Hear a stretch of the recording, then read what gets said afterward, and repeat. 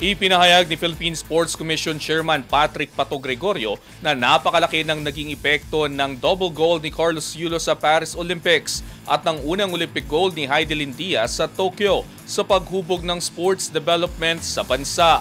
Sa press conference ng FIG Artistic Gymnastics Junior World Championships 2025 sa Newport World Resort, sinabi niyang nagsilbing malakas na inspirasyon ang kanilang tagumpay sa mga kabataang atleta.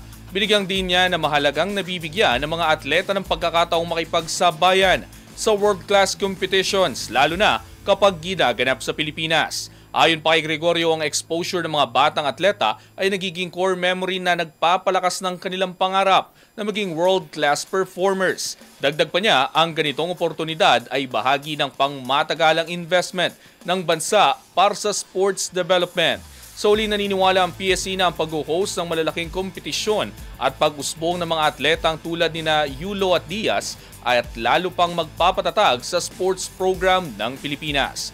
Narito po naging pahayag ni Philippine Sports Commission Chairman Patrick Gregorio. Well, sabi ko, it took us almost 96 years to win our first gold in Tokyo, Heidelin. And then a few years later, we won 2 more. I don't think that's the last. We'll get more gold medals. Ang dami-daming mga bata dyan. Nanalo tayo Asian Youth Games. Nanalo tayo dyan sa futsal. I think we will also play well.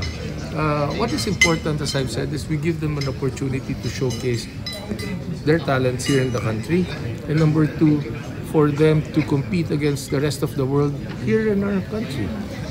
Ibang oportunidad yon, hindi matatawaran yon, di ba? Core memory ng bawat bata yon. Core memory ng bawat Pilipino. Yung batang gymnast, bata pa lang siya. Nakikita niya, ganyan pala ang international event. Paglaki ko, ganyan rin ako. And hindi na mawawala yan. That is the investment we're doing. Yan ang result ng investment ng lahat ng ito.